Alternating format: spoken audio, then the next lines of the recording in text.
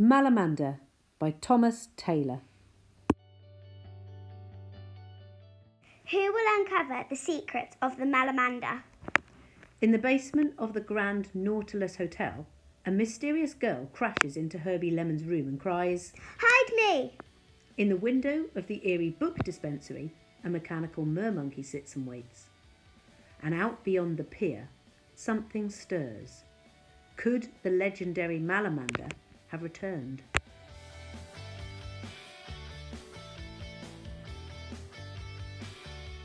The Malamander is a spooky fantasy story where the characters have to go and see if the Malamander has returned, and the Malamander is a spooky, mysterious sea creature. You may be able to borrow Malamander from your local library. Otherwise, you could buy yourself a copy at a bookshop. If you want to buy it online, it costs £6.50 on Amazon. I'm going to read you the start of Malamander. Erie-on-Sea. You've probably been to Erie-on-Sea without ever knowing it.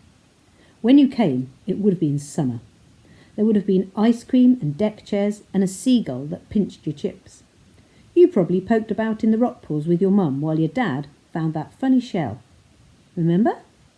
And I bet that when you got in the car to drive home, you looked up at the words "Cheery on Sea" written in light bulb letters over the pier and got ready to forget all about your day at the seaside. It's that kind of place. In the summer. But you should try being there when the first winter storms blow in, when the letters C and H blow off the pier, as they always do in November, when sea mists drift up the streets like vast ghostly tentacles and salt water spray rattles the windows of the Grand Nautilus Hotel. Few people visit Erie-on-Sea then. Even the locals keep off the beach when darkness falls and the wind howls around more rocks and the wreck of the battleship Leviathan, where even now some swear they have seen the uncurious Malamander creep. But you probably don't believe in the Malamander. You maybe think there's no way a fish man can be real, and that's fine. Stick to your ice cream and deck chairs.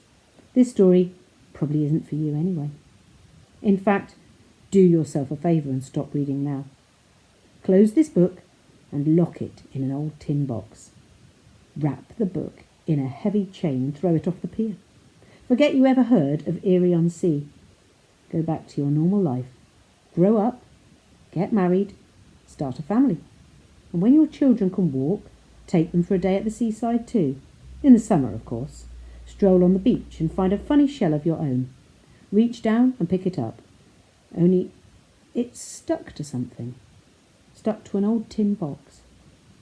The lock has been torn off and the chain is gone. Can the sea do that?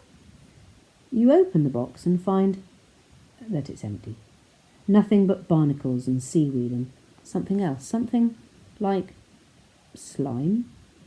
You hear a sound behind you. A sound like footsteps. Something closer. Like slimy, flippery footsteps.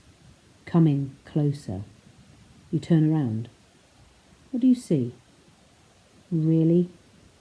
Or maybe this story is for you, after all.